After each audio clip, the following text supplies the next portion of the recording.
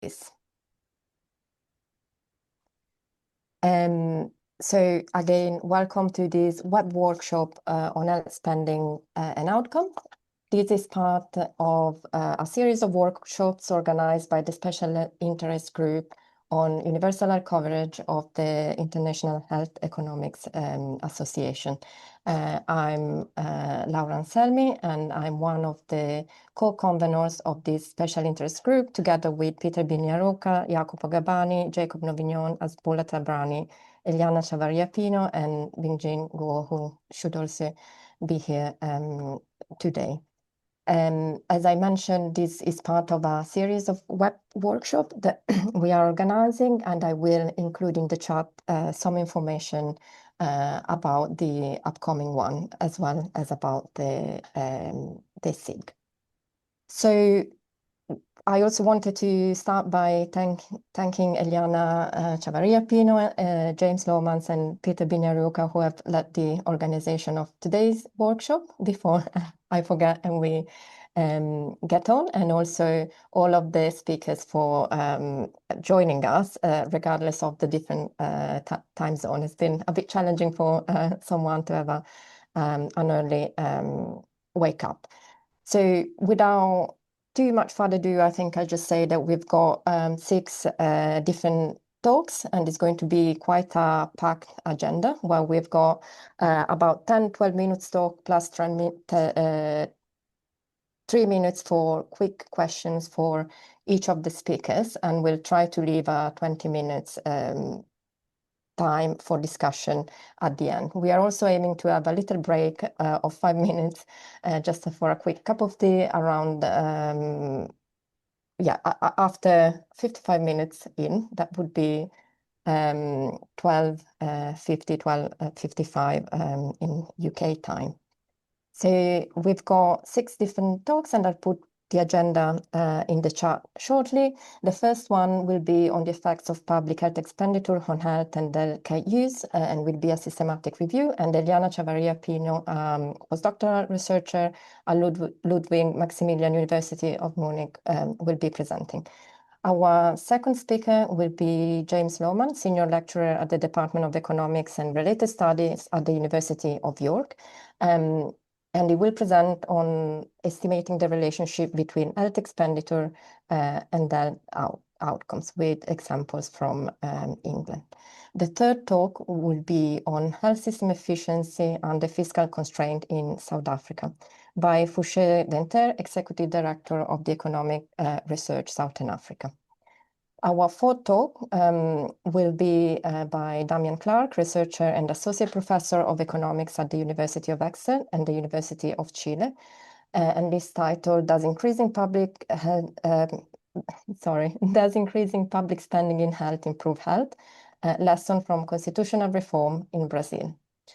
The next talk we look at whether change in overall health expenditure reduce inequality in under 5 mortality rates between provinces in Indonesia.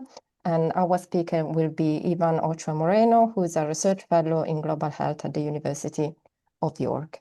And finally, we will have Marcia Weaver, research professor of health metrics science at the Institute for Health Metrics and Evaluation at the University of Washington, and she will present on the value of healthcare in the United States, changes in lifetime spending and health-adjusted life expectancy between 1996 and 2016.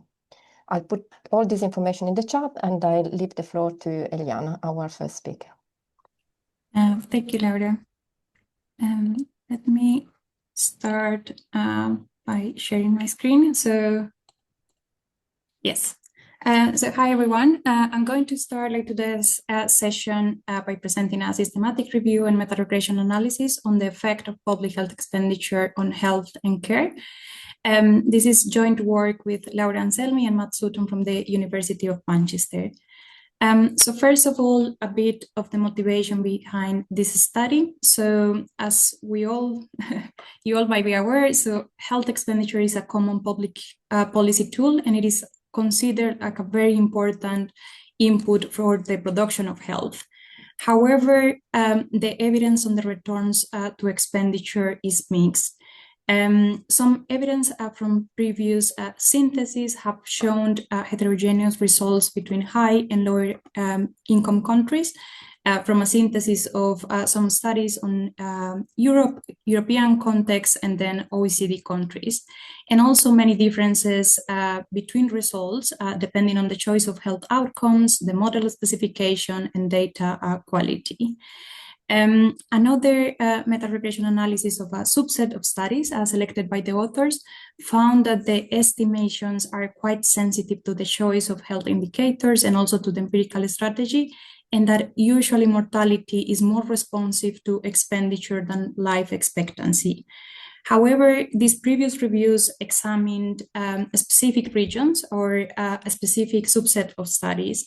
So our main intention and the main study contribution is to provide a characterization of the international evidence on the effects of public health expenditure on health and care, and also start building on the moderating or mediating factors that might explain the effectiveness.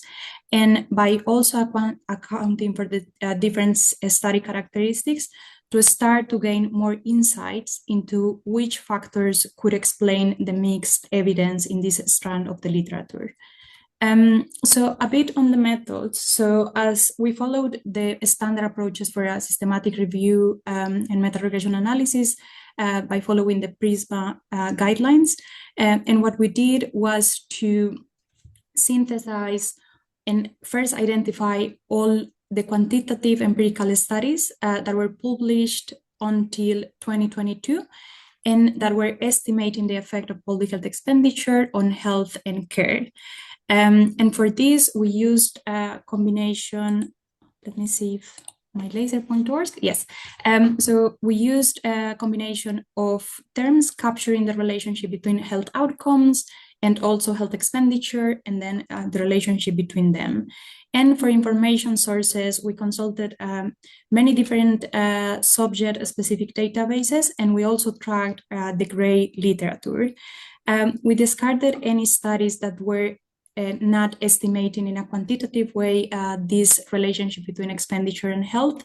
And then we also discarded literature reviews, systematic reviews, and scoping reviews, but we searched the reference list also to fit our first identification of studies. So once we did the title and abstract screening, what we did was to have the full text review, and for that we did for each of the retained studies for the full text review, we ran a study quality assessment criteria also based on the Johanna Briggs Institute critical appraisal tools to evaluate the relevance and the methodological quality of the different studies. So basically what we were doing here was to assess the research objectives, whether they were clearly stated, whether objective measures of health outcomes and health expenditure were used, how transparent and comprehensive were the explanations about the methods, the results, and the limitations, and so on. This is the PRISMA diagram. So we started with over 14,000 studies that were identified. And then after following all of the screening process and discarding full text articles because of different reasons, for example, by having a low quality, also for not reporting sufficient information on the coefficients for health expenditure and so on, we ended up with 105 studies for the qualitative synthesis and then 67 studies for the quantitative synthesis, which was the meta-regression analysis. So now on the results. So first of all, we broadly identified 3 groups of studies. So most of the studies, so 73% were evaluating the effect of health expenditure on health. A smaller group was estimating overall determinants of health, from which health expenditure was one of them. And then a smaller, even a smaller group was using health expenditure as a control. The studies were published. We didn't put any restriction on the date of publication. And we started identifying studies from 1972 up to 2022. Most of the studies use national level data, 71% of them, 25% using subnational level, and then only 4% of them using individual level data.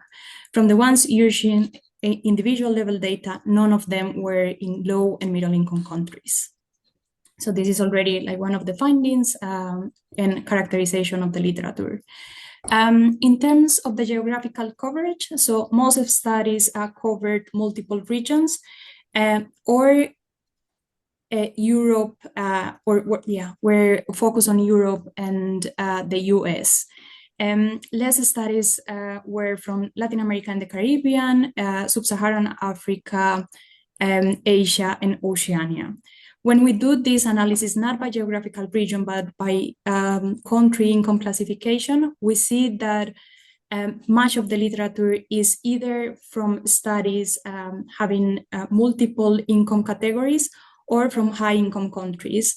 And less than 10% is from low and middle income countries, and only 2% of those are from low income countries. This is on the outcomes. So most of the estimations were using an indicator of mortality in children, including infant mortality, neonatal mortality, under 5 mortality, and so on. And also a good proportion were evaluating the effects on life expectancy. Despite having included care outcomes in our initial search strategy, after doing all of the screening process and also the quality assessment criteria, we didn't retain any studies that were analyzing the effect of health expenditure specifically on care outcomes. On the results that the studies were reporting, so the studies reported mixed effects. So most of them reporting a positive effect of expenditure on health, on a measure of health. 26% of them reporting non-significant effects, and 5% of them reporting negative effects. The proportion also of the positive effects depends on the outcome that they were measuring.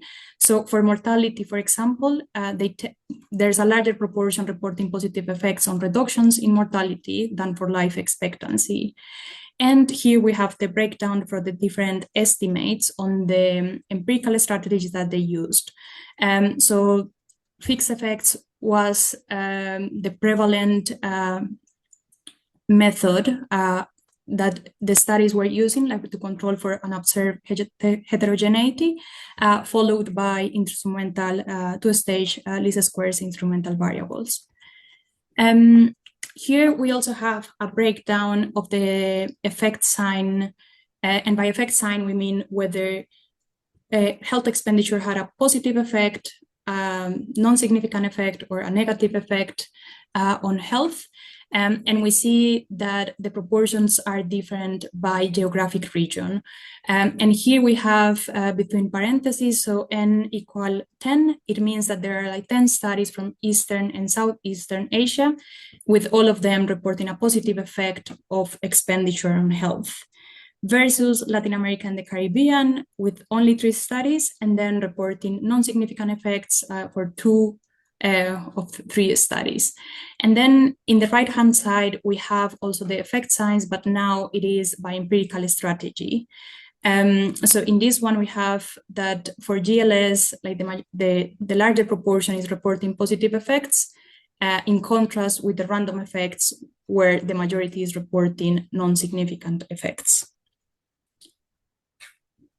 Then we followed with a meta-regression analysis. So as I mentioned before, we wanted to start to explore which characteristics, study characteristics, could start to explain the differences in the results in this literature.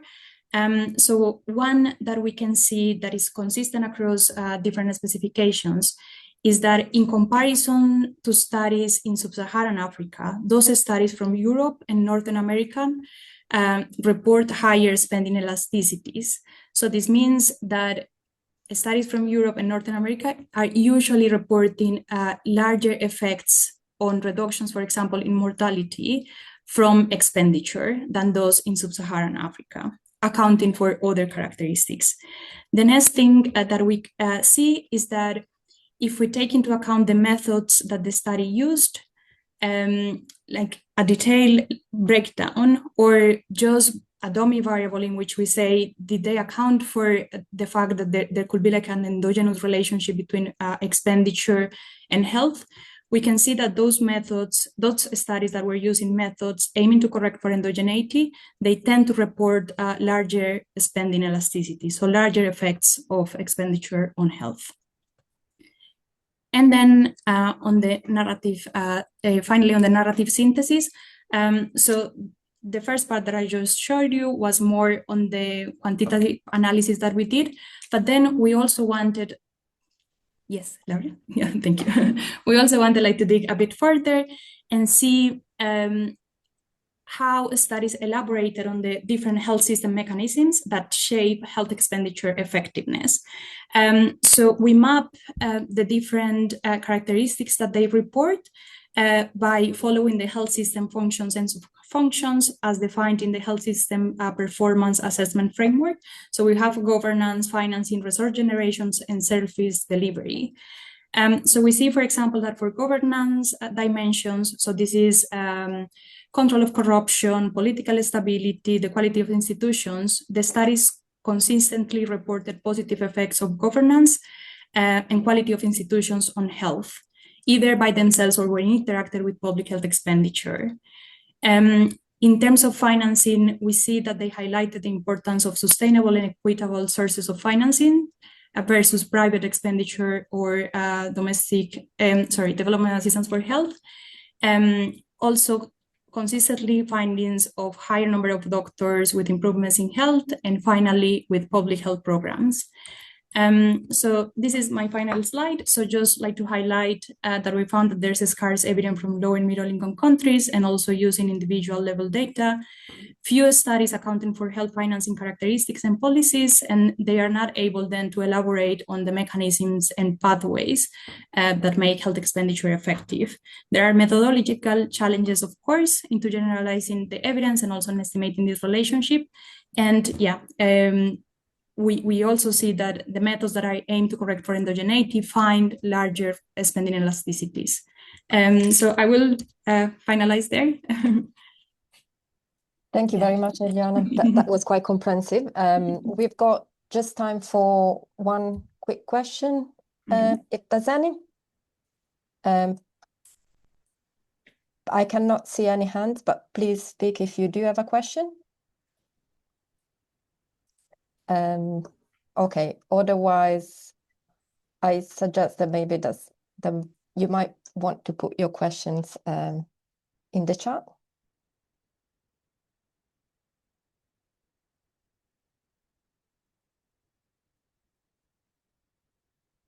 Okay, so yes, Pushe, please. You're mute. Sorry. I'm always interested in instrumenting for health expenditure just because I think it's quite difficult to do and arguing for it. So I was surprised to see how many studies have done it. Do you have any indication of what they're using as instruments? What is the kind of most commonly used one? Yes, so some of those are using, like for example, for the resource allocation formulas. So they are using components of the resource allocation formulas that they claim that are exogenous. There were also many of them that what they had were studies at the national level. So they were using health expenditure in neighboring countries as an instrument for their own health expenditure. So those are the one. Also military spending, I remember was one of them. Yeah. Okay, I think, unfortunately, there's not much time left, but I would encourage everyone, to introduce maybe yourself and what you're from in the chat, and also put any emergent question or thoughts in the chat as we get on talking. And I think this last question was also a perfect introduction, I think, to James' talk. So I would hand over to James, please.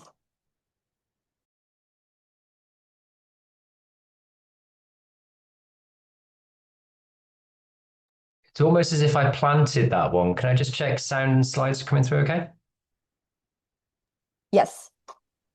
Excellent. Okay. Yeah, so I'm going to talk about estimating the relationship between health expenditures and health outcomes. And I think follows quite nicely, actually, from the presentation we just had from Eliana. Just very briefly to acknowledge some funding for some of this work that I'm going to present from essentially UK public funding. Let's start with health outcomes and health expenditures and put them on one graph. Why not? So this is what we call the health production function. And I think that essentially what I'm going to talk about is estimating the relationship between these two variables. So essentially the slope that we observe at any given point on this health production function. So as well as being a canonical figure that we see in our textbooks, I think that thinking about this slope is actually really important for a number of really important policy questions, especially relating to thinking about health financing for universal health coverage. So what is the return on healthcare expenditure? Should we be putting more towards healthcare and less towards other public forms of expenditure? And also, what are the opportunity costs of committing resources to a new healthcare intervention? And relatedly, what would be an appropriate cost effectiveness threshold? So a lot of the work that I'm going to present actually is inspired by these latter policy questions. I think while they're often thought about as being topics relating to health technology assessment, they're actually really relevant to things like universal health coverage, when we need to make decisions about what we're going to include in a health benefits package and what we're not going to include. And that requires an assessment of what we'll have to give up in order to accommodate something. So estimating the relationship, well, you would think, based on the number of cost effectiveness studies that are out there, that estimating a causal health effect of an intervention was relatively straightforward. And I think that that is basically the case at a micro level, where we can often refer to trial data, for example, that's looked at an intervention compared to standard of care, let's say, and able to attribute causally health effects to that intervention. But when we look at macro level data, as the studies have done in most of those presented previously, estimating the causal relationship between health expenditures and health outcomes is actually extremely challenging. And this is one reason why there's such a variety of results out there. Let's just take a moment to examine this and think about why that might be the case. So if we think again about our health production function, this is what we expect it to look like. Right, so we're expecting more expenditure, better health, but probably some diminishing marginal returns. So you might think about this in different ways, thinking about the kind of data that you might use and whether you would expect to see this relationship. So if, for example, we plotted out international cross-section, looking at different countries, this is my own squiggles here, but basically we would expect to see something approaching this relationship. You know, if we look at actual data, this is a bit dated now, but, you know, we do see that sort of more spending, better health outcome. You know, here we've got life expectancy, and there was some discussion about which outcome we're looking at, but you would expect to see something approaching that kind of relationship. And similarly, if we were to look at data over time, we generally see that health expenditure is increasing and health outcomes are improving, but at a sort of diminishing rate. So we would get to see the same kind of relationship that we would expect from our textbook figure. But the key question is, you know, are these actually causal? And while they follow our expectation about what they might look like, there's really no guarantee that these are causal. There's so many other determinants of health, and they could be confounding this relationship. And, you know, actually, some time ago now, in a paper actually older than I am, Gravel and Backhouse went through some of the challenges involved in the econometric analysis when looking at, they were thinking about international cross-section. But I think that many of these challenges here are generalizable and really give rise to some of the issues that the studies that Eliana presented about had to try and grapple with. And I'll provide a bit more information about how we've done it in the context of the English NHS. So the English NHS is a system that I'm very familiar with, having grown up here, but also has quite a lot of regional variation in terms of health spending and health outcomes. However, when we look at this variation, if we were to just plot out the data, kind of as I was suggesting we might do as a starting point earlier, that wouldn't give us the kind of relationship that we would expect. So here's two figures, one of how much is spent per person by geographic area, and one in which the mortality rate is presented by geographic area. Now, I know it's not easy to eyeball these exactly, but basically what I want you to see from this is the same areas that are spending an awful lot of money are the same areas with very high mortality rates. So actually, we'd be seeing the exact opposite relationship to what we were talking about before. So why is that? We need to think about how funding is actually decided upon in the English NHS. And there's quite a sophisticated formula that's used to allocate money in order to follow where the healthcare need is. So the formula comprises of multiple components, things relating to the age and demographic profile of an area. That's A. Additional needs reflecting local deprivation, but also things like recent mortality rate. And other things too, there's the prices in the local health economy and distance from target index, which is a sort of institutional way of smoothing transitions towards the target. Now, clearly, at least of these, B is reflecting some sort of endogeneity because it's got mortality in there. And so if we were to just look at our figures of where expenditure is higher, where mortality is higher, they're going to be very closely and positively associated, in part because that's exactly how the money is allocated within the English Health Service. But the good news is that if we're able to control for healthcare need more broadly through sort of proxy variables, then some of these other aspects of the funding formula could represent good plausible instruments that, apart from the way in which they determine health expenditure, they don't directly affect age standardized health outcomes, for example. So here's what I wanted to show you. So looking at some old data now, but the figure on the left is the English NHS data when you just plot it out. And you can see that more expenditure, higher mortality. So not the relationship we'd expect. But even just controlling for the needs factor in the formula and plotting that data out, we start to see a reversal in that relationship. But that's probably not enough. And looking at the instrumental variable analysis to deal with unobserved confounding is what the studies I'm involved in have done, using the resource allocation formula to do that. And we've done that for a wide range of data now.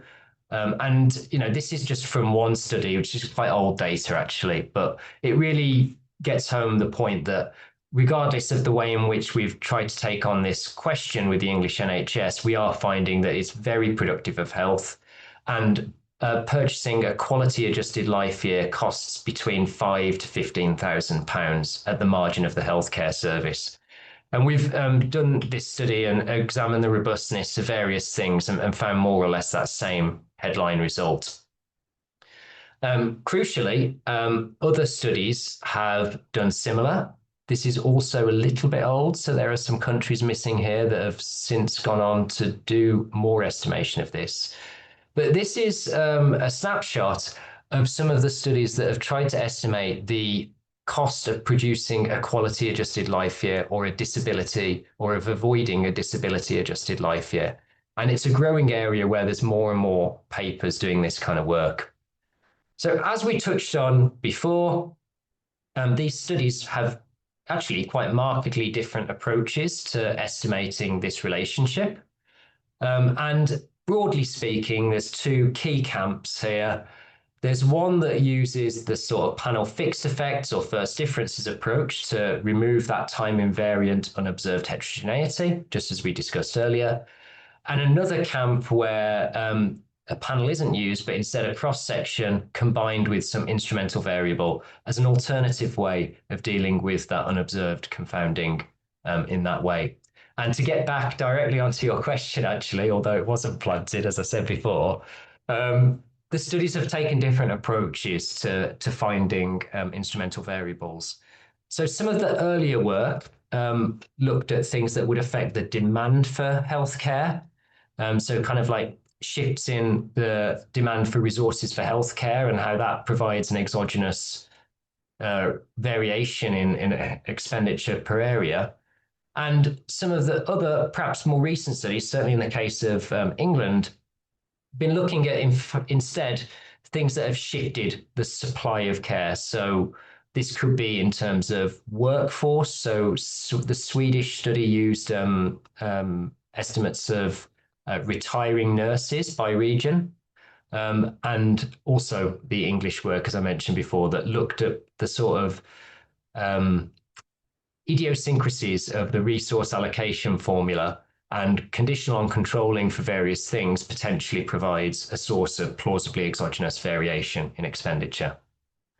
So what I want to get across is this is a very important policy question and highly related to a number of the questions involved when thinking about universal health coverage and financing for universal health coverage.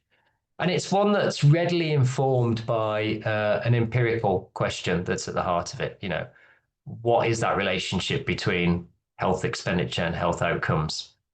What I also want to try and get across is that there's certainly no study out there that's perfect, but we shouldn't let the perfect be the enemy of the good.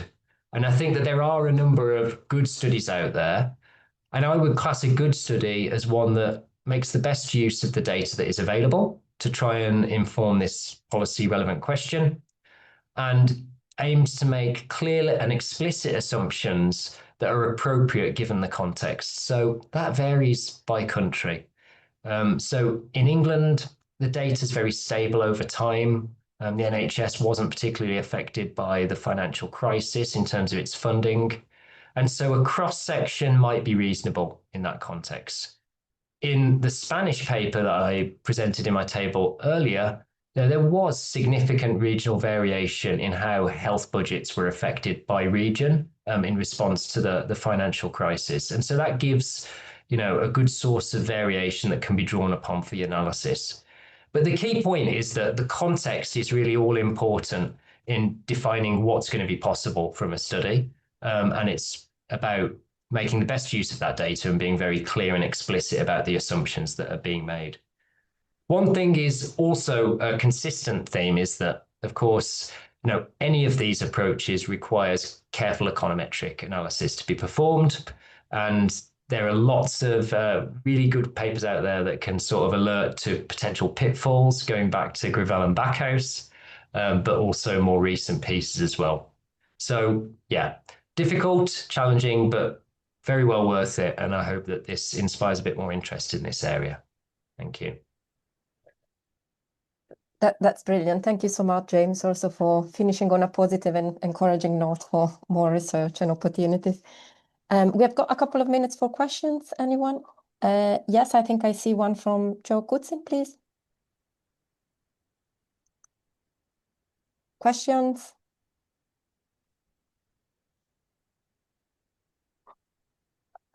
I might have one, James. I know that some of the work you have done has also tried to compare the effectiveness of spending across different sectors, and as much as on the difficulties maybe of adapting the instruments that you're using for the different sectors.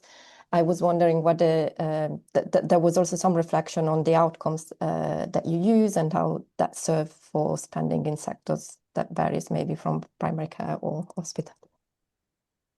Yeah, this is something that's, I think, already come out a little bit of what Eliana said as well, actually. So most of these studies looking at healthcare expenditure have looked at mortality or mortality-based measures, which is very incomplete in terms of how we think about the effects of healthcare expenditure, and is a major limitation. So a lot of the work to get to quality adjusted life years has to make some assumptions in order to do that. Of course, mortality is a relevant outcome for healthcare, whereas when we're looking at work in social care, we also believe that mortality is a relevant outcome, but we additionally believe that looking at care-related quality of life is a really vital component to that work. And again, it's just about what data is available, really. So in the work that I've done using English adult social care variations, we do have pretty good data on care-related quality of life of care recipients, but also of carers. And so we've been able to empirically evaluate how effective expenditure in that sector is with respect to those as well.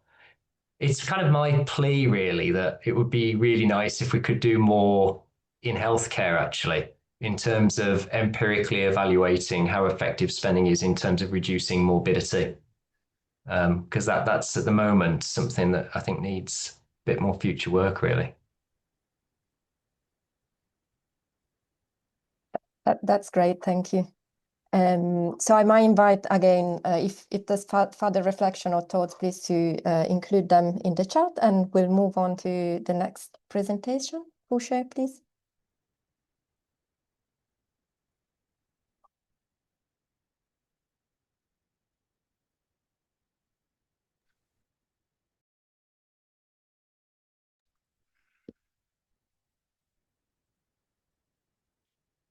All right, I'm assuming everyone can hear me.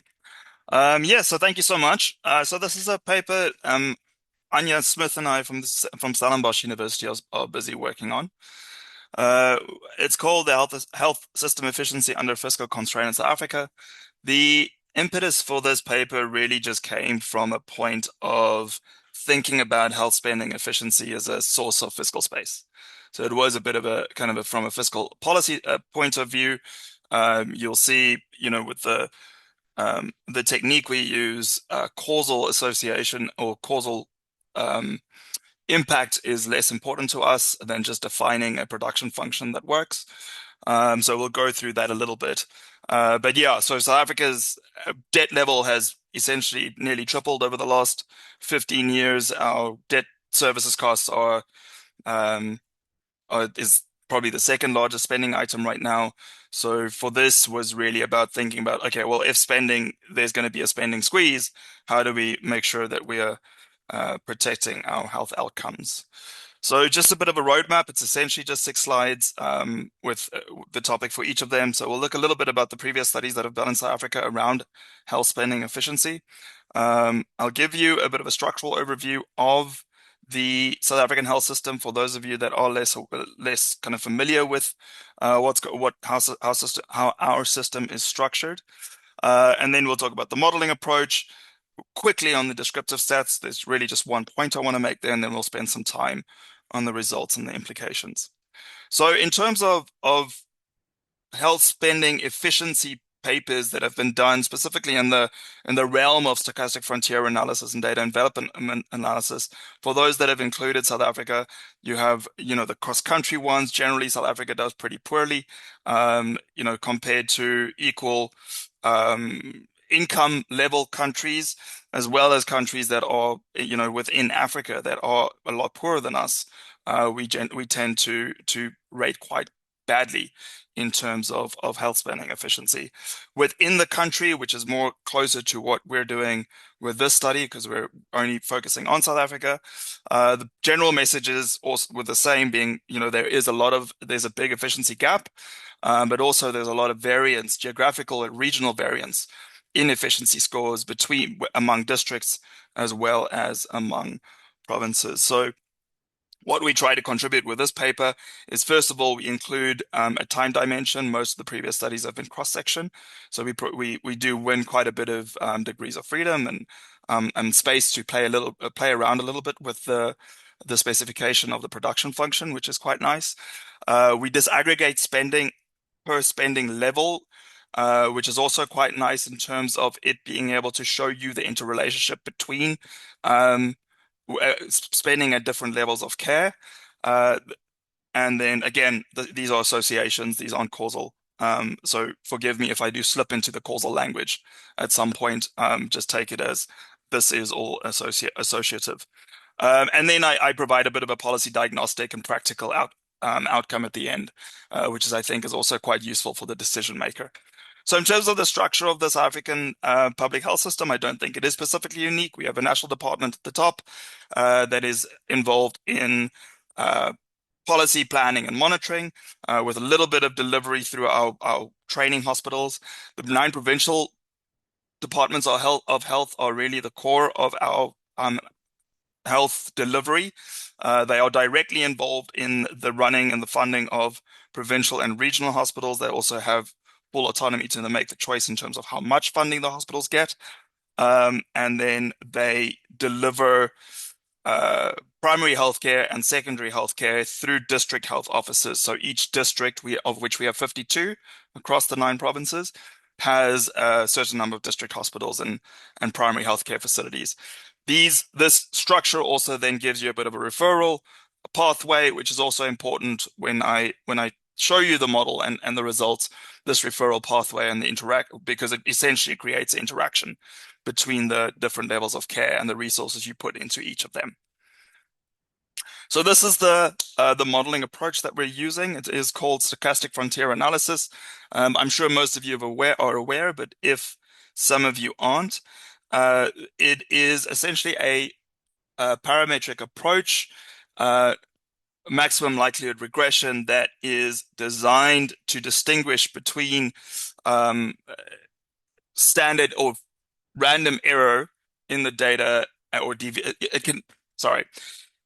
it can distinguish the deviations from the production function into standard error or random noise and inefficiency. So that's why this model is so it is able to do that. This is also why with data and development analysis, it can't really do that. There's no production function that you have to assume, so that's kind of a benefit. But in terms of it assumes any deviation from the frontier is inefficiency, where a frontier analysis can distinguish, at least in theory. So our inputs is spending at primary healthcare level per capita, in our sense, per uninsured individual, district health spending per capita, provincial health spending per capita, and then we have a set of environmental variables. We have time fixed effects, and we have an error term and our one-sided inefficiency term. Our environmental variables were really important for us as well, specifically because we are trying to fairly, inverted commas, because you can kind of decide how you define fairly, but fairly rank and measure efficiency of our districts. Our districts are very heterogeneous in terms of the circumstances in which they have to operate. So when we measure efficiency, we want to make sure that the environment is taken into consideration, thinking about how well are they performing relative to the environment that they face. So if two districts are spending the same and have the same outcomes, this model will give the higher efficiency score to the district that has a more difficult environment. So that was the kind of, and you'll see in the framework why this is important to us. So we have the environmental variables that we are using. We have all there. The one that is relatively interesting is that the hospital count is not an input in this model. It's a case mix proxy. So we have hospitals that serve multiple districts, and obviously you have some districts with more district hospitals than others. The idea is that they will draw the more high risk patients and therefore see higher mortality, and therefore we expect a negative relationship between survival, which by the way, we invert mortality just to turn it into a production function to make the coefficients a little bit more easily interpretable. So we expect a negative relationship between the number of hospitals and the number of and the outcome. In terms of functional form, most of these models are using Cobb-Douglas functions with a single expenditure value, at least in the kind of South African cases. We've split it up into these into levels of care, which allows us to look at the interactions and also look at how the marginal association changes based as the level of spending increases. So we were able to look at that as well. And just to 48 districts, we lose some districts due to data quality over 9 years. So as I mentioned, just one point to make on the descriptive stats is essentially that the variance is very wide, both in terms of spending and in terms of outcomes. with minimums and maximums being very, very widely spread, including in terms of expenditure. I think the primary healthcare spending one, which theoretically should be per capita the same, given some demand level factors, but you can see there's a threefold difference. So there are big, large differences in spending across difference in per capita terms. So here are the results. Sorry, it's a bit of a busy slide, but there's essentially just three findings that I want to highlight. The one is that at very low levels of spending, we have a negative association between outcomes and outcomes being survival, by the way, so for survival rate, between outcomes and spending, both in terms of primary healthcare and district health spending. The provincial hospital spending enters just linearly, or log linearly at least. So you see a positive relationship there. But it is at low levels of spending, primary healthcare and district health spending is negatively associated with survival. As spending increases, however, that becomes positive really. The marginal association becomes positive really quickly. So as primary healthcare spending increases, because of the squared term, I hope you can see my mouse, because of these squared terms being so positive, as the spending level increases, the marginal association between spending and survival becomes positive very quickly. And also then third thing, very interesting, is that there is very strong positive correlation. Or it's interesting in the sense of it's nice to see it. I imagine it's intuitive, but the more you're spending at primary healthcare level, so there's complementarity. The more you're spending at primary healthcare level, the higher the marginal association between district hospital spending and outcome is, and vice versa. So the graph shows this quite nicely. It's essentially showing that as district health spending increases, the marginal association between district health spending and outcomes improves. But also, as primary healthcare spending increases, the marginal association between district health spending and health outcomes improve. So this is my final slide. But I thought it's quite a nice practical guide on how to think about what to do with these efficiency scores once you have them. So this graph on the left is the average technical efficiency per district, averaged over the time period, and then average spending per district, and then each of the markers indicates a health outcome. So the first thing you can see is essentially just that the health spending efficiency varies widely. So we've shown already that the spending varies widely, but the health spending efficiency varies widely as well. You have this DC35. Sorry, the codes are really just district codes. So where there are letters, they are our major metropolitans. There are just 8 of them, but most of them are just district. I didn't think it was important to actually name the districts. But there is a wide variety, but there is a bit of a bunching between 60 and 80%, with no one really being higher than 80%, at least on average over the period. So what I liked about this categorization, or kind of putting it into this format, is you can think about some strategic categorization of how to think of each of these districts relative to their spending performance and efficiency. So you can think about, well, what districts do we want to prioritize for thinking about reformation? So that have that potentially have a very large kind of within decision-making unit problem, efficiency problem. So if you have low efficiency, poor outcomes, and high funding, this is a kind of efficiency problem, right? Because technically you're already spending a lot. They're not using that spending well, and there's no environmental reason, which is the fourth dimension you can essentially infer from this. There's no environmental reason why there's this disconnect between outcomes and spending. So there's the kind of reason sits within efficiency. So these are the ones that are in the red, and especially the ones in the red that are low outcomes. So crosses and diamonds. Then on the left, you have ones that are really low efficiency, which is a problem, poor outcomes, but low funding as well, which makes you think, well, that can either be a funding, especially because we saw that at low funding levels, the association is negative. It might be kind of you need a baseline amount of funding to achieve some type of efficiency in your spending. So that might either be a funding, but it also obviously still might be an efficiency problem. So there you have a little bit of both. You also have a third, more positive one. 1 minute. Okay, No, I'm nearly done. Am I done? Okay. So anyway, you also have a fourth. You can also find ones that are performing really well despite having low funding, which also makes a best practice you can learn from for the reforms. So the categorization tells planners who to fund, who to reform, and who to learn from, which is essentially my story. Thanks.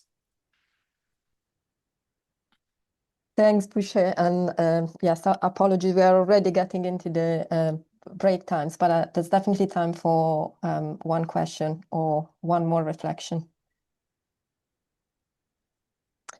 So I think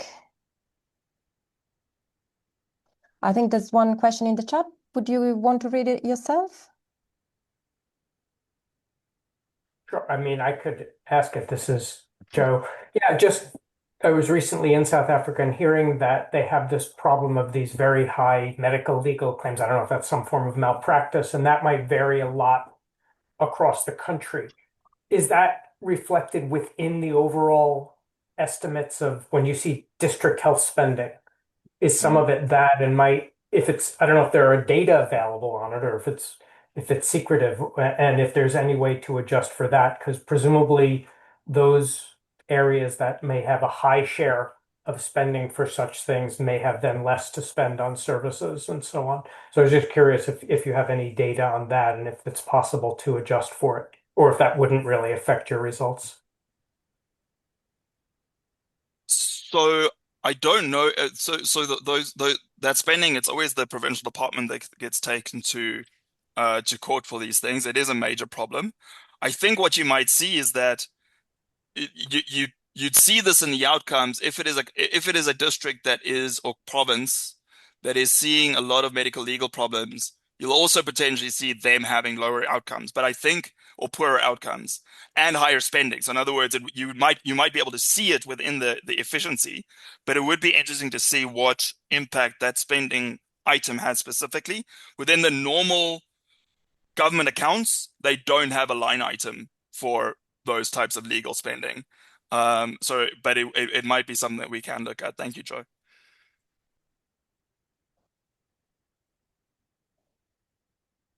Yes. Okay. Yes, exactly. Yes, I think we're running a couple of minutes late, but I think we still deserve just 5 minutes, and we'll be very strict on that. And then after we'll invite, I think it's Damien with the presentation. So 5 minutes and see you soon.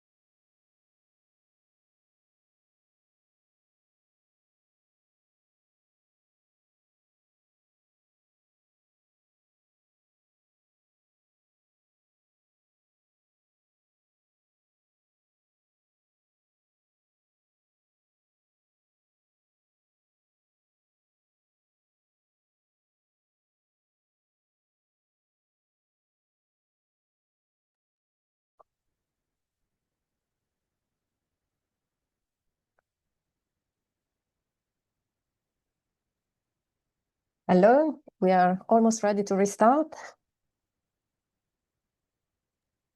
in a minute. Just let the slides up when we come back. Yes, that's brilliant. I think we can see that.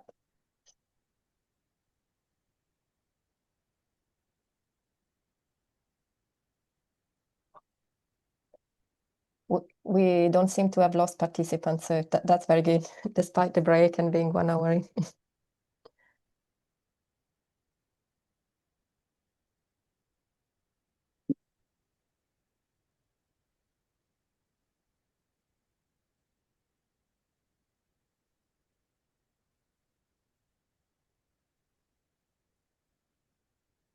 Okay, so welcome back, everyone. And I think without further ado, as everyone finishes the drinks, I'll hand over to Damien.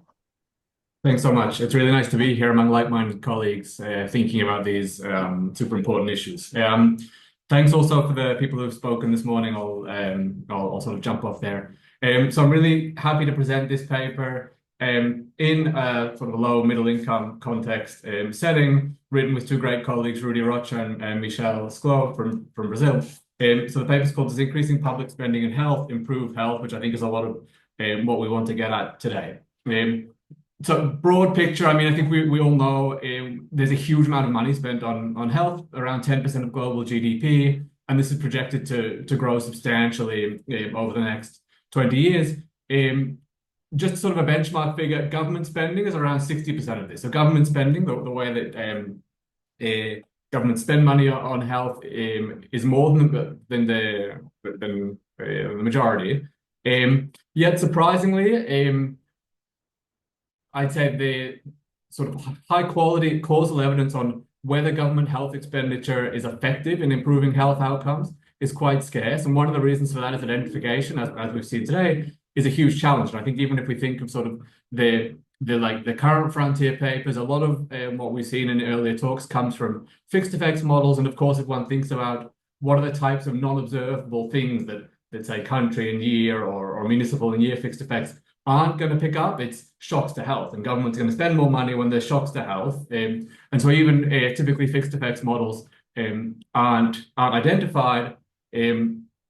And this, I think, explains one of the reasons why we're sort of challenged in really nailing down this question. And of course, even if we get at the final answer, how does spending affect health, we still need to sort of fill in the entire chain of what's causing this increase in health, however it be that, or lack of increase, however we choose to model health.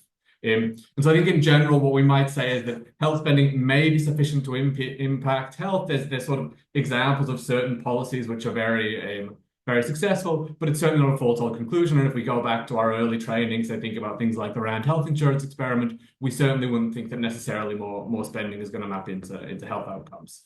So this paper, what we're going to do is we're going to look at a specific public spending reform which was designed to increase health spending. And it was designed in a way that's very convenient for analysis, essentially. And what this reform was a 29th constitutional amendment in Brazil. And what it did was it obliged all municipalities in the country, and there's 5,500 municipalities, so a lot of municipal health systems, to spend at least 15% of their budget on health. And this reform is very interesting for a number of reasons. One, you'll note that it doesn't set a minimum amount that municipalities are spending. So you're going to have very low income municipalities and very high income municipalities who are hit by this reform. So the reform can really hit at multiple levels of health spending. And two, it was binding and it was strong. So what we saw is there was a very quick increase in health spending.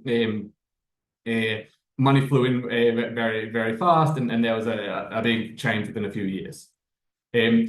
Another nice thing about this paper is we have really very rich data. We have a lot of micro data, over 1 billion records, if we look at sort of all the different pieces that we bring together, looking at sort of like the entire causal chain, we might say. So firstly, how does reform affect spending patterns? At the end of the chain, how does it affect health outcomes? So we'll look at quite hard measures of health outcomes, but then sort of in the entire thing in between, what's the health system doing? So is there being more health visitors to homes? Are people taking on more hospital care? Are these more ambulatory care?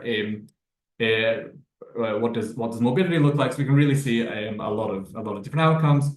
And then what I sort of will point to, I'm not going to probably talk about that much today, just in the interest of time, but we really want to understand if you have these sort of reforms where governments are told, all right, you need to spend more or less, or you need to spend differently on health, how does state capacity and how do political incentives map spending into health outcomes? And actually what we find in Brazil is that state capacity and political incentives are extremely important.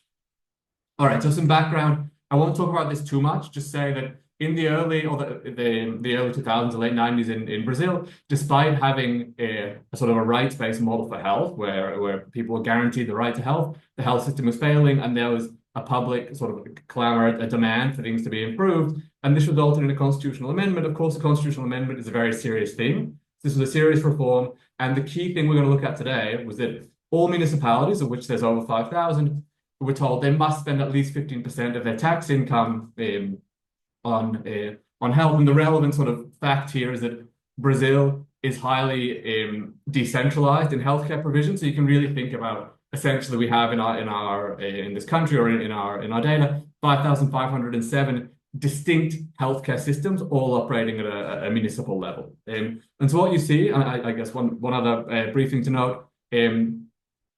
This health spending didn't have to be immediate. So municipalities were given up to 5 years to close the gap. So say if you're spending 5% of your income on health, you didn't have to all of a sudden just pull 10% of your income away from somewhere. You had to at least close the gap over a 5-year period. And so what we see is that this is very impactful, and municipalities clearly follow the guidelines. So if you look at here, this is just distributions of health spending in 2000 up to 2005 when the reform binds. And what you see is municipalities clearly increase their health spending, right? So this is just saying that nearly all municipalities are hitting this 15% spending target, whereas previously they clearly weren't. And if you look at the absolute amounts, this is a huge increase in health spending.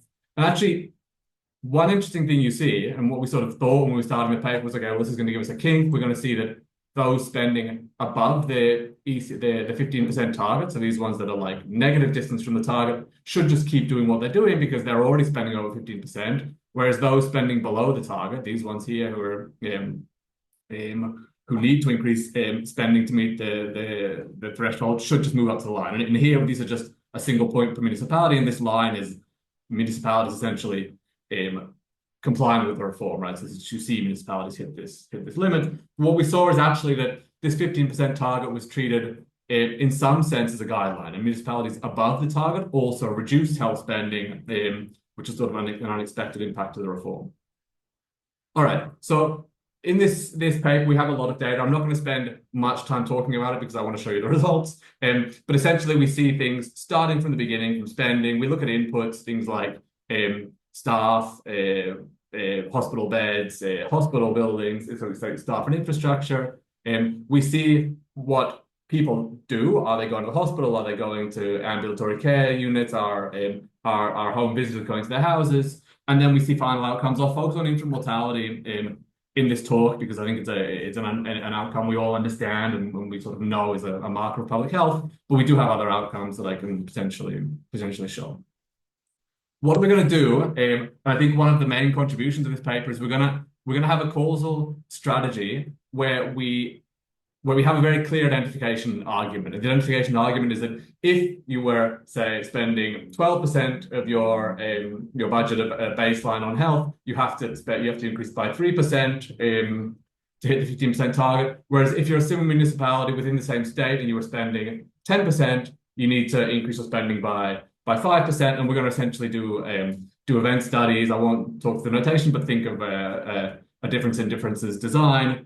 And actually, what we're going to do, because we sort of already made the point that some municipalities increased spending, some municipalities reduced spending, is we're going to separate this by, were you above the spending target at baseline? So are you these ones that sort of cut spending, or were you below? And we're going to see how everything plays out in these targets based on the distance to the threshold.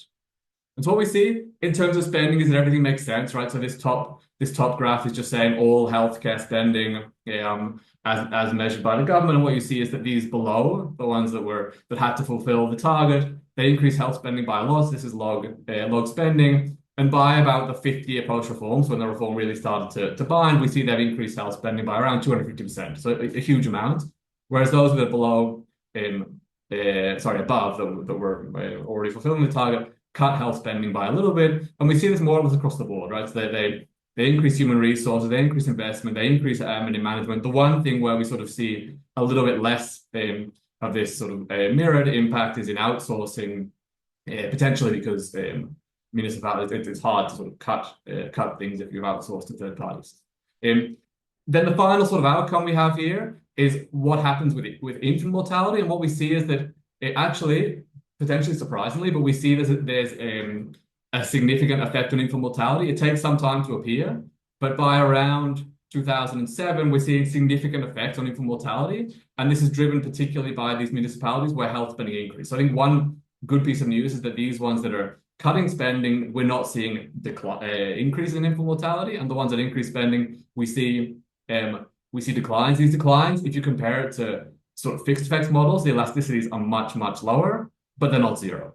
And then if we look at where this was happening really in sort of deaths at the hospital. So within 24 hours, we see big declines in infant mortality, and then not so much happening later after even the first 24 hours.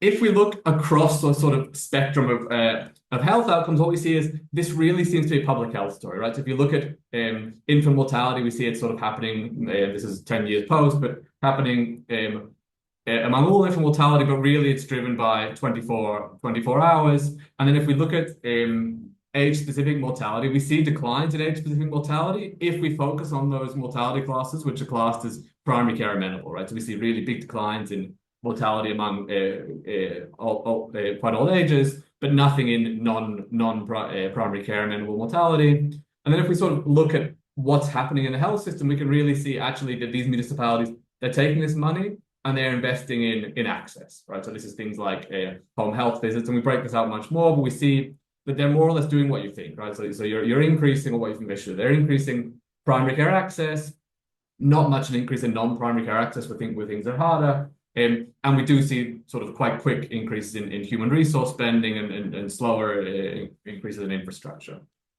And I'm sort of running low on time, but because there's this huge increase in spending like across the board, one can sort of try to understand a bit more deeply what's happening in terms of health production functions, and sort of think about these like classic healthcare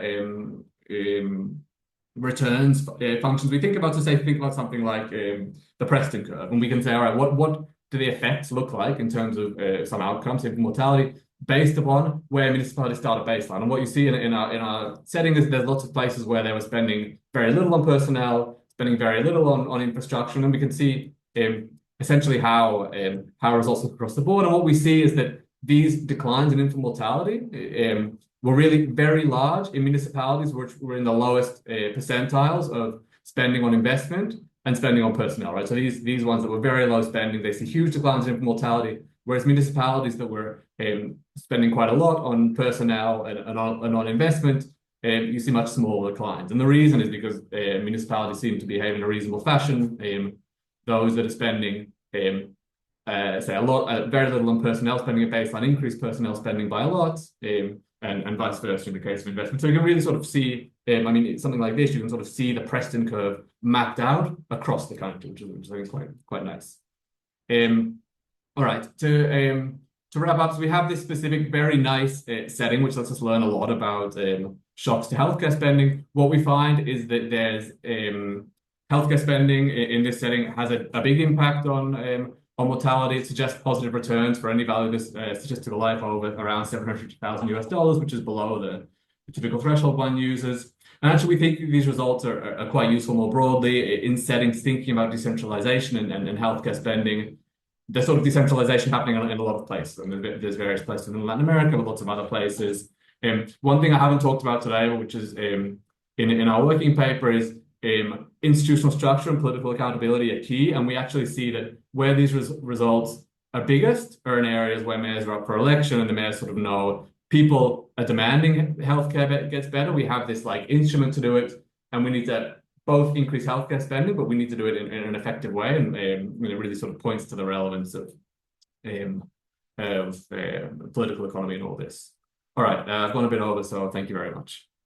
That was brilliant. There's lots of information. So we've got time for one question.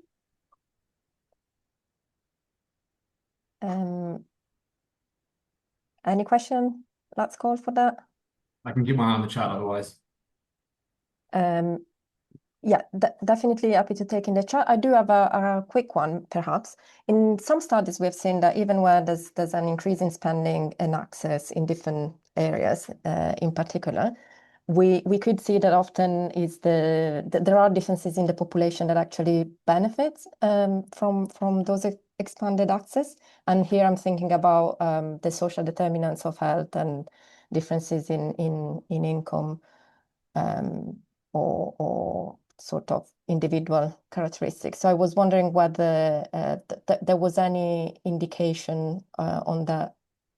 I know you presented totally. a lot, so it sounds unfair, but it's Yeah, I mean, actually think what you really see is that the returns are highest where municipalities were spending very low at baseline. Like if you think about there's healthcare, so if you're a very rich municipality and that you're told you must spend 15% of your income on health, probably the marginal thing you invest in is much less important than if you're a municipality at a very low level. And we see sort of that maps out in practice that baseline spending is really one of the main indicators of returns. I mean, baseline spending and political accountability. Yeah, and I mean, I think there's more you can do in terms of say like individual factors, but within municipalities, you sort of can only break down so far. Okay, that's great. Thank you. I don't see any more hands up, no questions for the moment. So I think thank you very much, Damien, and we might have to move to the next presentation, and I would invite Ivan to take the floor, and we move to Indonesia. Thank you.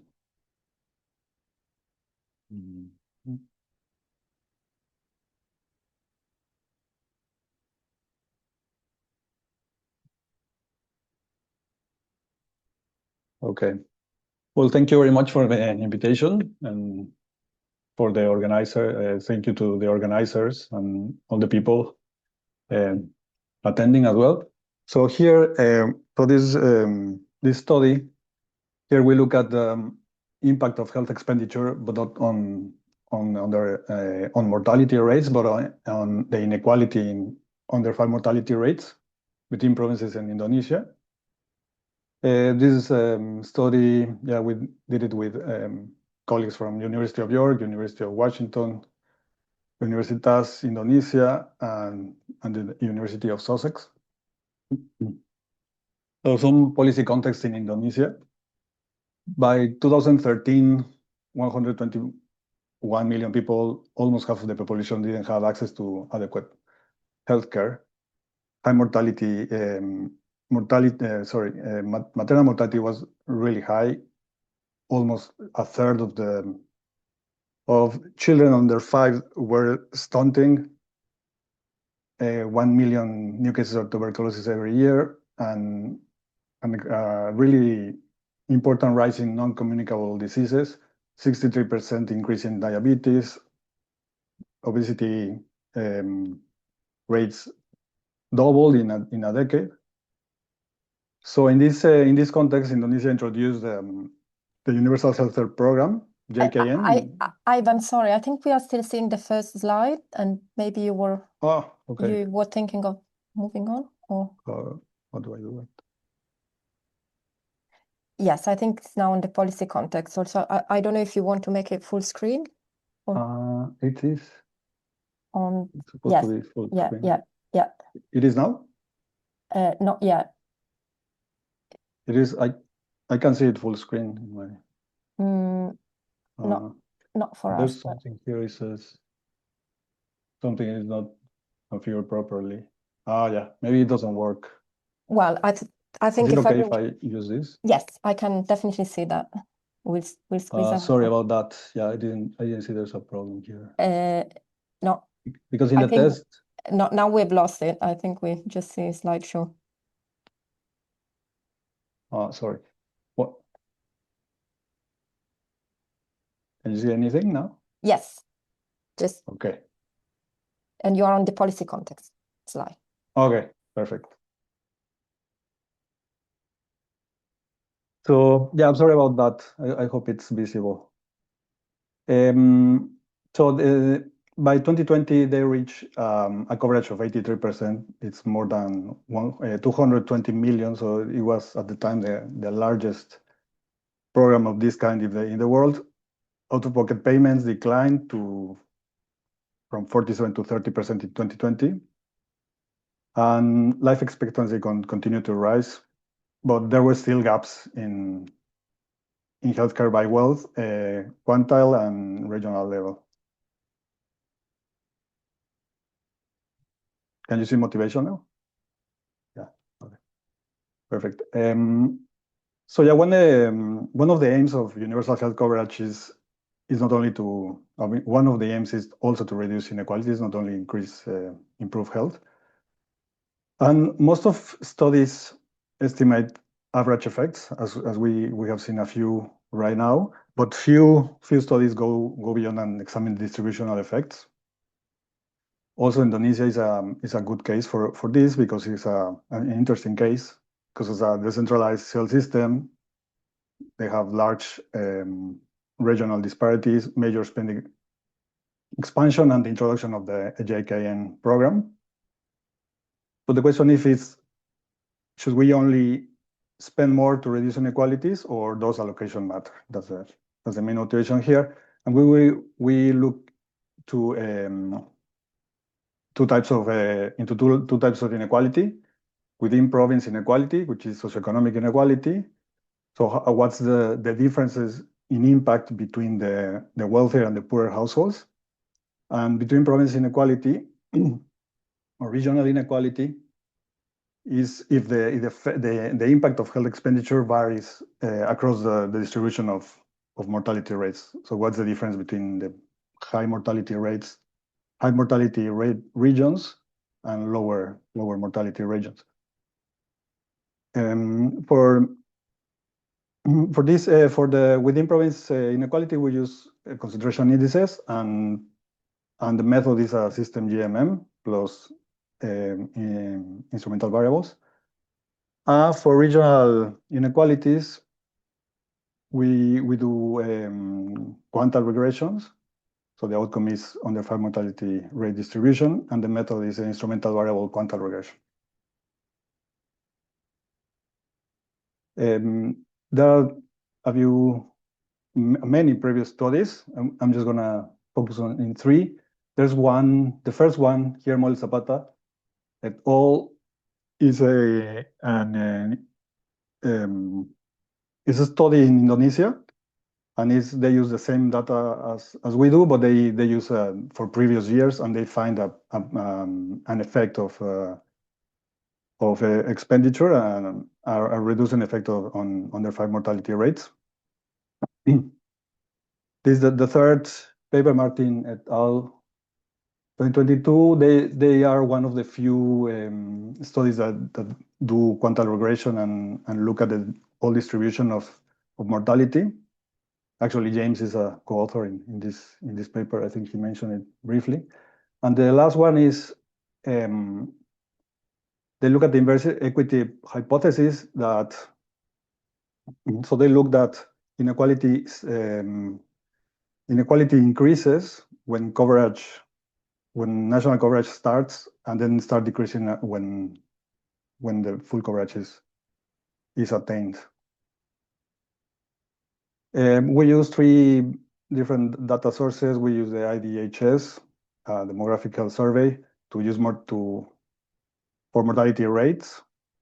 We only use 2 years, and with these 2 years, we constructed a synthetic panel of 8 years.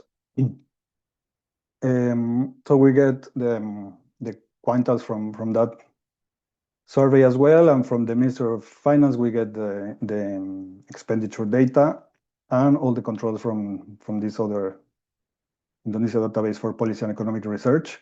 So at the end, we have 33 provinces and 8 years, and for the years 2010, 2017. And then we have some descriptive statistics. Maybe I'll jump to this one just to look at the three most important variables. Public health expenditure per capita increased 300%. Is this one here? You can see like increasing trend. And then the under 5 mortality rate decreased 18%, but it's not like very clear decreasing. And the concentration index is negative and it increased. So it became more equal. But it's a lot of variation. So about the concentration index, that's our one of our outcomes. So it measures inequality. So if that is the concentration curve is if we plot the cumulative proportion of the population ranked by wealth against the cumulative proportion of mortality. Get these lines here. The lines that are above the diagonal means that mortality is concentrated among the poor, and the lines below mean that are concentrated among the rich, the richer population, and over the line means perfect equality. So for the years before 2015, we have, or even 2015, looks like mortality is concentrated among the poor population.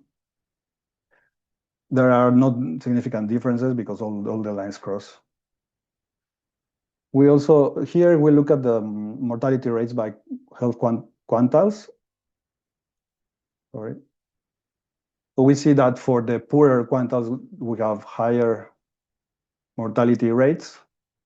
We have a decrease in mortality rates. If you look at the bottom line, we can see it's probably became more equal, and also less mortalities decrease. For the within province inequality analysis, we estimate this equation and with the system GMM estimator, which addresses endogeneity, reverse causality, serial correlation, and unobserved heterogeneity. So this is here, our outcome is the concentration index. We have fixed effect, time fixed, year fixed effects, province fixed effects. We have, well, here the DX is public health expenditure. And W are province level control variables. So this method uses internal instruments, the lagged values of endogenous variables as internal instruments, and for external instruments, we use aggregated on-source revenue and all level of oil exports in the province. So we go for these are the results. Yeah, Yes? you are at 12 minutes. Oh, okay, thank you. So okay, so I have 1 minute. So these are the results. Surprisingly, expenditure increased socioeconomic inequalities, so it made inequalities worse inequalities. 1% increase in spending caused the concentration index decline of 0.0029 points, which means a 4% increase in inequality. This maybe because mortality reduction occurred disproportionately on wealthier quantiles. This is the other method for the province between province inequality analysis. Is just we estimate quantile treatment effects. We have a negative effect of expenditure, but it's not statistically significant. We have very wide confidence intervals.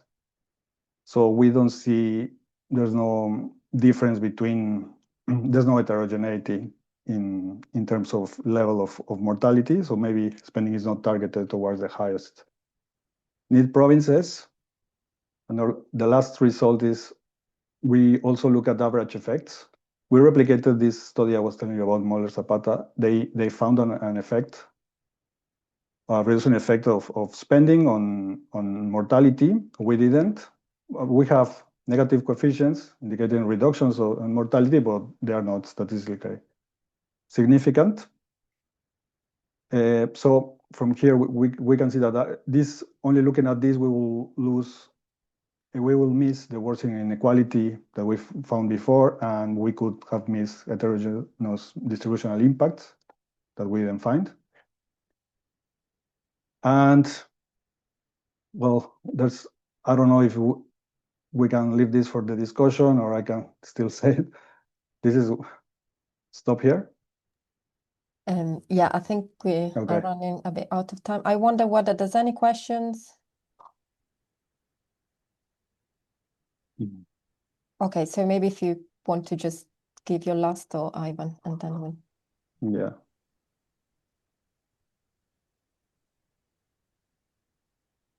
Sorry, continue. Yeah, if you want to give your last thought, and then we Oh, yeah. move to the So yeah, next. the idea here is that, thank you. The increasing spending is not sufficient to, I mean, it's insufficient without targeted allocations. There are many ways why spending may increase inequality. There are access barriers in rural and poor areas. There are quality gaps. Poorer facilities have lower quality. Utilization patterns, hospital use is higher in northern provinces. And there's the inverse care law that we said before. That is, raising overall budgets without equity-sensitive targeting increases the gap, the socioeconomic inequality. So yeah, we need equity-oriented allocation mechanisms. There are already reforms or programs in Indonesia doing this. Use poverty-adjusted criteria for capitation. Invest in access infrastructure and do distribution-sensitive evaluation, equity-weighted cost-effectiveness analysis frameworks to inform fiscal priority setting and not just average effect estimates. I think that's it for now. I'll leave the conclusions for another. Yes, Sorry about that. Thank you very much. I think that was quite insightful, and really a call to try and think how the effects might be different for different population groups, and how different mechanisms might inform that. I think I will have to invite you to stop sharing, and we invite Marcia to upload to share a presentation and get started. But please, if there are more comments or thoughts about Ivan's presentation, do put them in the chat. So I'm happy to be here today presenting on the value of healthcare in the United States, where we look at changes in lifetime spending and health-adjusted life expectancy, or HALE, by cause, by comparing results for 1996 and 2016. I'd like to acknowledge my co-authors, some of whom work for the U.S. Bureau of Economic Analysis, and just state the standard disclaimer. Spending and health outcomes, that relationship has been of interest to health economists going back 60 years, beginning with Anna Shatofsky's work, where she looked at specific causes. But progress has been slow because of problems with data and some of the endogeneity issues that we've been discussing this morning. I'm happy to report good progress on the data issues. The global burden of disease has been producing results on 369 causes and epidemiological variables. We are using the 2019 data, but 2023 data are currently available. And we have for the United States results on mortality rate per person, years lived with disability, or YLDs, as a measure of quality of life, and incidence and prevalence, and as well as some other epidemiological and health outcome variables. And then for the United States, Joe Dielman and team have been producing the Disease Expenditure Study, or DEX, which has results for 154 conditions and 19 age groups. Fortunately, Joe's team has developed those spending estimates in collaboration with GBD using similar ICD codes, which gives us allows us to conduct the analysis of spending by cause alongside the analysis of outcomes by cause. We're using the 2016 results, and Joe's team has recently published results for 2019. Then we have the issue of endogeneity. We use a very simplifying assumption to control for that, where we say that medical care affects mortality in YLDs among people with a condition, and that it doesn't affect incidence and prevalence or our measure of cases. So we say that the cases are our measure of need within the population. And then in our analysis, we hold constant cases at their 1996 level and then compare outcomes per case and spending per case. So that's how we address the endogeneity issue. It's not a perfect measure, but it's good enough for getting started to see how we can use these two new data sources. So we did some work in 2002 where we did calculations in what we call the spending effectiveness framework, where we look at spending across the US using the actual US population in each age group. And what we found if we add the results across all the causes was that the US spends about $114,000 per disability adjusted life year averted, which is high relative to some of the estimates we've seen today. At the same time that we were conducting this research, our colleagues were conducting similar research on satellite health accounts in the United States using Medicare data for the 65 and older population. And they did that in a life expectancy framework. And in a life expectancy framework, you start out with a fixed population and you apply mortality rates to all the current mortality rates to that fixed population. So you have a monotonically declining population. And our goal in this research was to use this same data, but that we used in our spending effectiveness analysis, but to use it in a life expectancy framework. So I've talked about the life expectancy, which gives us the average number of years a person at a given age would live if they experienced those age-specific mortality rates at a point in time throughout their remaining life. So it's like a summary measure of mortality. HALE is when we multiply the person years lived by some measure of quality of life. And in this case, our average health value is 1 minus the disability per capita. And then lifetime spending is a similar metric where we measure the years of life by the corresponding average health spending for that particular age group. So this is one of the first measures that I've seen of lifetime spending.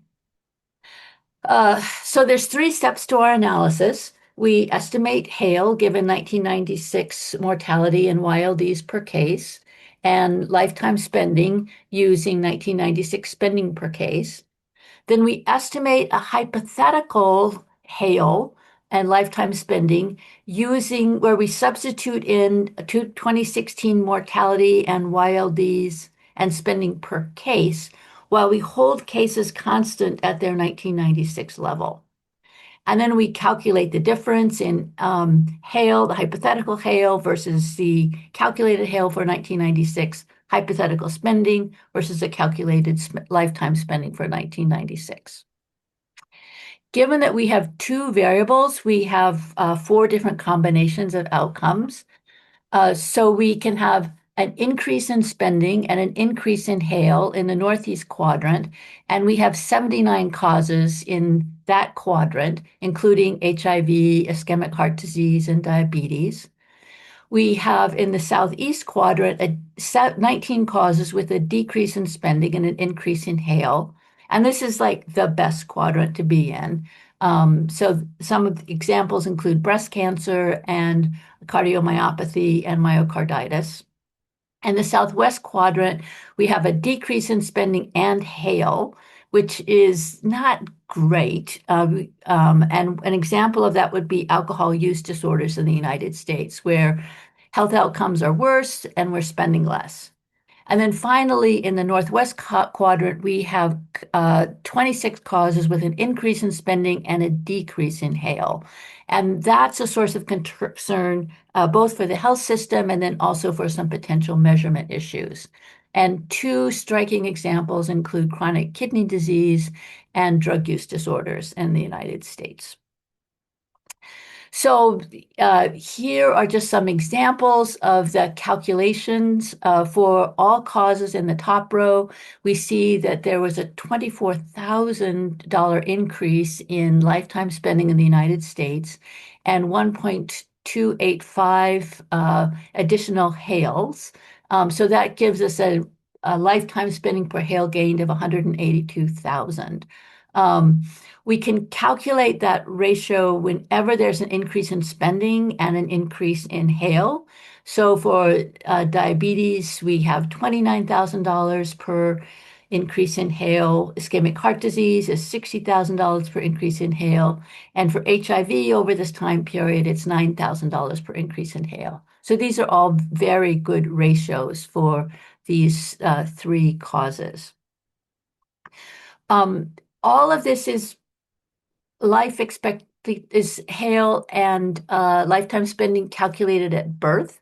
So we also wanted to compare our results to our colleagues who did the analysis for ages 65 and older. So to do that, we looked at the effects on hail for ages 0 to 64 and the effects for ages 65 and older. So for diabetes, it's kind of a good example, we see that the effect of hail for ages 65 and older is about 4 times the effect of ages 0 to 64. So most of the gains in hail occur in the retired population. In contrast, when we look at lifetime spending, the spending on ages 0 to 64 is 5 or 6 times the spending on ages 65 and above. So it looks like there's spending during working years that pays off during retirement years. And so if you're doing an analysis just of the 65 and older population, you're going to be underestimating the effects of spending on health outcomes. So we show this overall where here's our result that I talked about initially with $182,000 per hail gained if we do the calculation at birth. And if we do the calculation age 65, we get $94,000 per hail gained. And I would argue that that's an underestimate because it doesn't adjust for those investments in midlife that pay off over the age of 65. The other point I want to make is that I think these system-wide analyses are covering up, of course, a lot of heterogeneity, and they're also covering up like some really wonderful gains in health spending, some very wonderful gains among some causes. If we look over at the column to the far right, we see that lifetime spending per hail gained, if we remove the effects of the drug use epidemic in the United States, drops by about $40,000 because so many young people died due to that epidemic. So in conclusion, we end up with this higher effect than when the spending effectiveness analysis.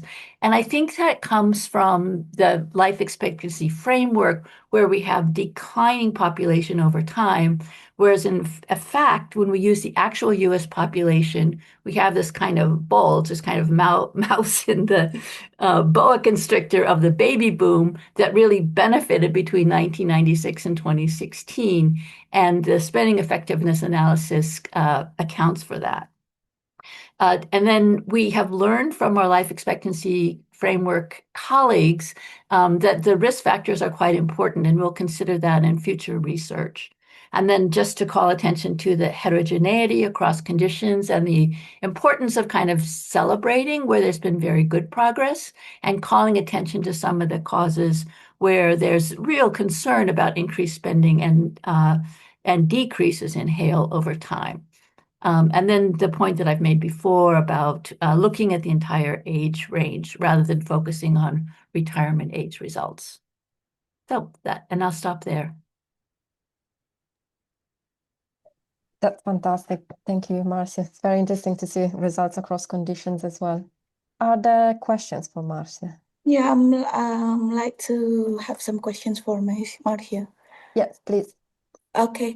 Thank you for your presentation, Marcia. I'm just interested with your results in the HAL EVIC per person, that why chronic kidney disease has different pattern compared to other disease. Because like if you know the risk factors of chronic kidney disease is like more likely to be similar with other kind of disease such as the diabetes mellitus as well as ischemic heart disease. I mean, the pattern. I think your pink and blue graph, that one, the bar chart. I mean the bar. Yeah, that one. Because it has a different pattern. So what causes it? What causes it? I mean, what is the cause of this different pattern according compared to other diseases? Thank you. Yeah, so this one, it is kind of an important result. And I did work with my colleagues who've recently published on chronic kidney disease for the GBD. And really only about 20% of chronic kidney disease comes from diabetes. So there are other, so it is broader than diabetes. And basically, we have an asymptomatic disease that's not getting the screening that it deserves, that we would see, people don't regularly get globally tests for their kidney function. So in most cases, the disease progresses silently for decades. So we're having an increase in incidence and prevalence that's going undetected in the population. At the same time, there are very cost-effective, inexpensive drugs that will work if those cases get detected early. So they really want to advocate for better screening for chronic kidney disease. And even in high-income countries, we're not seeing the best drugs deployed for patients, even among those who've been diagnosed. So there's both a screening issue and then there's a quality of care issue in trying to get the best treatments available for people who've been diagnosed. And this is not a measurement issue because chronic kidney disease is a fatal disease, and so we do have very good data on this one. And the same applies to drug use disorders. It's not a data issue; it's a health system issue. So thank you for that question. Yeah, thank you very much. Thank you very much. I cannot see any more questions specifically for Marcia. So given the time, and we've been doing well, but running slightly late, I think it's perhaps time to move to the joint discussion. I think it's been a very rich session. We started off by saying some of the gap, and particularly a need for more study in certain settings, and a need for more studies that try to basically unpack the mechanism. And we have been through different methods across all the presentation, and it's perhaps a bit difficult to synthesize and get one lesson learned, other than, again, there's often variety depending on the settings, and it's important to always try and consider that as much as possible, both in the study design and in the attempt to unpack the mechanisms specifically. I was going to perhaps invite each of the speakers to have a reflection across all the presentation, and perhaps about what are the strengths of that study, and what are perhaps the limitation or the relative strengths of the study that you have seen. or just a broader reflection about all the presentations. And if there's no volunteer to start, I suggest that we go around in order. Yeah, that's okay. Yeah, thank you, Laura. Yes, so I think my general reflection would be that, like for me, it was quite interesting, like to see like each of the studies that were presented today, like to reflect like in some of the limitations that I found in the systematic review. So, for example, we had Damien with the case of like the political capacity. That was also like one of the areas that I saw like in the governance, like having an effect when interacted with public health expenditure. Then the limited evidence on distributional effects, also performance and the different like financing arrangements or capacity across districts. So I think all in all, it was good to see those that were identified as gaps in the literature, like being now available evidence in those terms. And then, yeah, I started like to understand a bit more the pathways like to health that I think it was like the main conclusion like from the systematic review. Mm-hmm.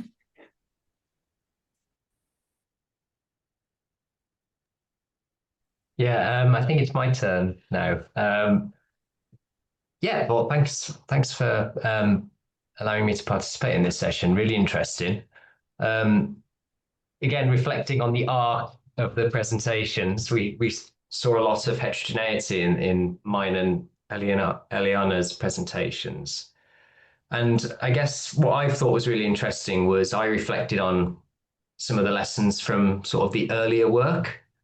And it was really fascinating, to be honest, to see some of the more recent work that's taken place that's explored some of the more limited areas, perhaps, of some of that earlier work. So I was particularly interested in, I love the surfaces with the complementarity from the one study. I mean, that's clearly an important issue in this space. Like, healthcare doesn't operate in isolation from other sectors, and different forms of healthcare are clearly going to interact with one another. But it's a challenging area to do that empirically, but it was a really nice example there.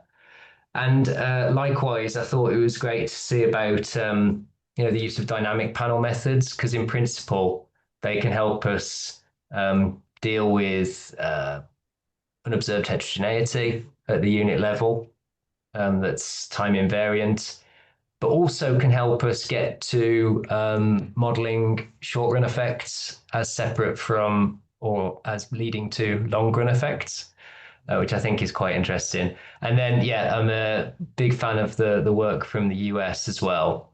I wasn't totally sure if there was some, this isn't kind of a question really for Marcia, but I wasn't sure if there was anything to be said about one thing stands out when you think about age groups in the US. You do think about, well, 65 and over is the Medicare eligible population. I know that there's other eligible populations as well, but just wondering if there's something in either the level of coverage in that age group, or perhaps something about Medicare itself as to why we're seeing such cost-effective care according to that analysis. But yeah, really interesting and grateful to be a part of it. Thank you. Right, can I go? Let me just put so that you can hear me. Yeah, thank you so much. It was good for me to see how people are struggling with the causality in spending. It's something that I've thought about a lot, and have struggled to be satisfied by a lot of the answers I get in the papers. But I thought James's point at the end of his slide was really helpful in that regard, going like, okay, well, this is the circumstances that we're sitting in. This is a common problem. Let's try to do the best of what we have. So I thought that was really a useful idea. I thought in light of that, I thought Damien's event that he was able to isolate in Brazil was it's such a clean event. So it was really nice to be able to really feel confident in an event study like that in the results. I really want to dive into that paper eventually. So thank you so much. Yeah, and then I think what I recently, I'd be lying if I said I read the paper. I listened to the podcast on a Brookings paper, Marcia, and this is to do with your work now. Sorry, I just shifted my screen now. But by David Cutler and Lev Clement about the paper's called "Has the United States Bent the Healthcare Cost Curve?"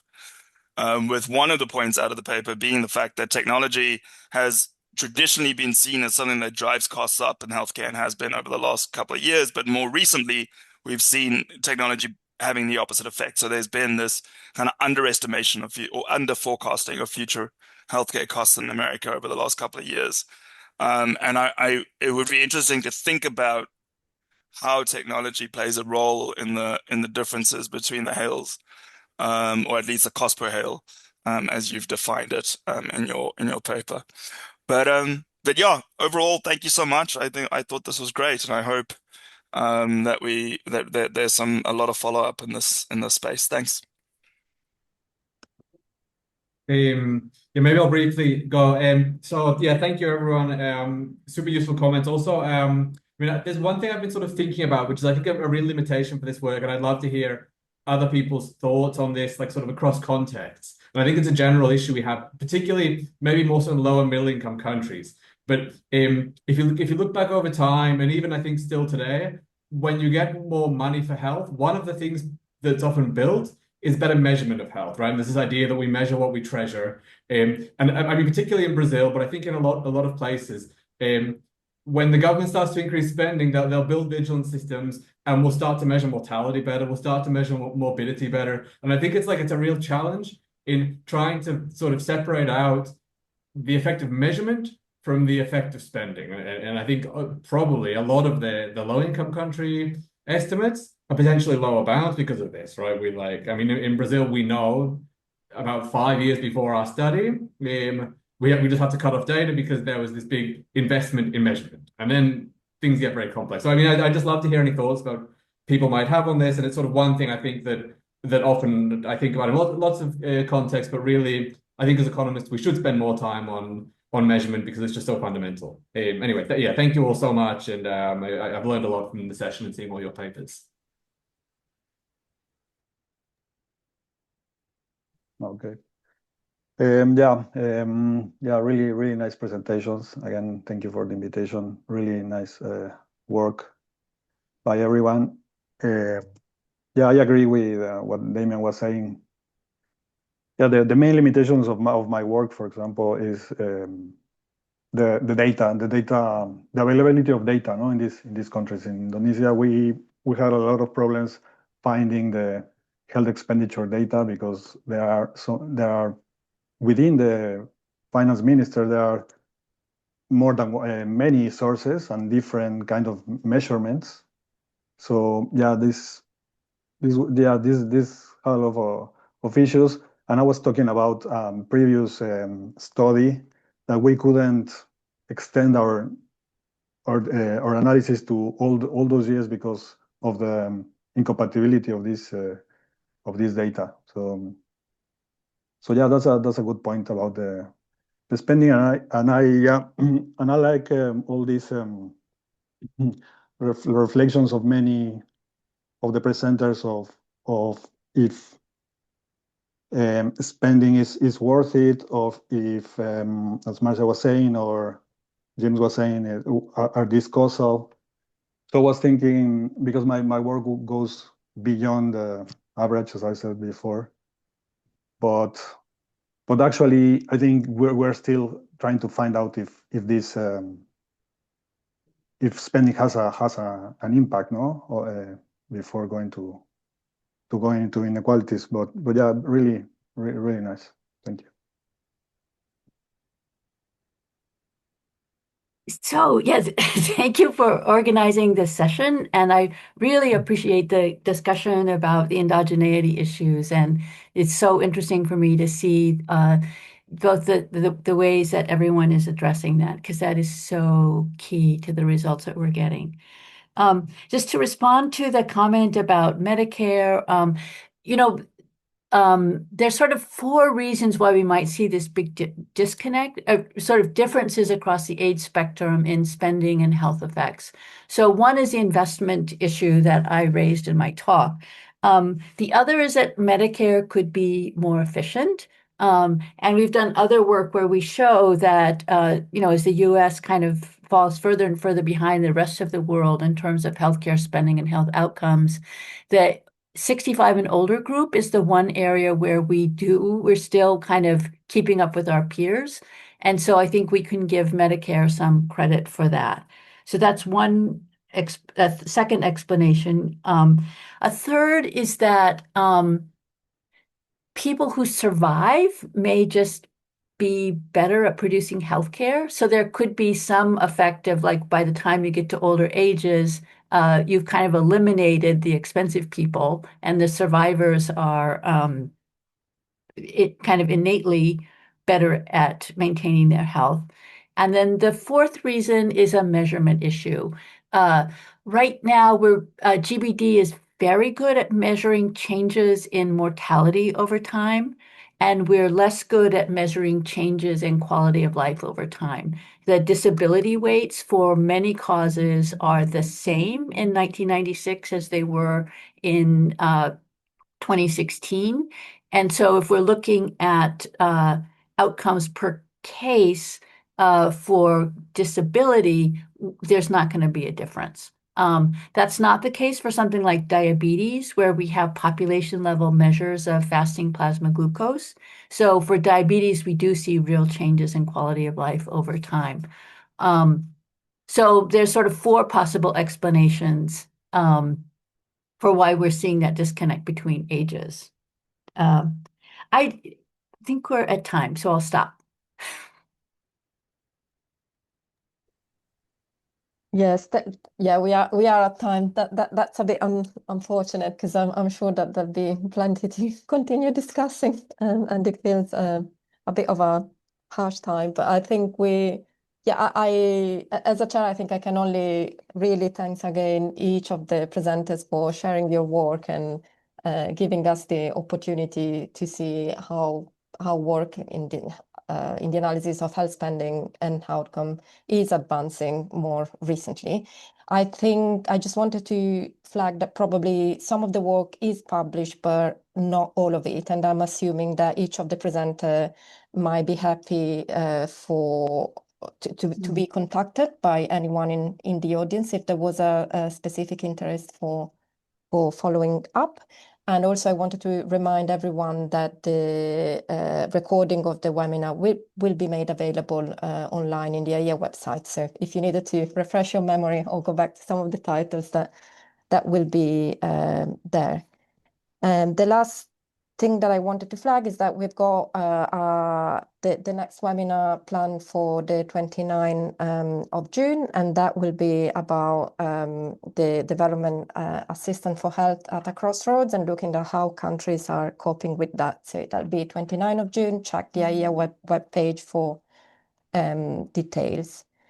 So after this, again, it's a big thanks to all the presenters, and we hope to see much more work developing in the area.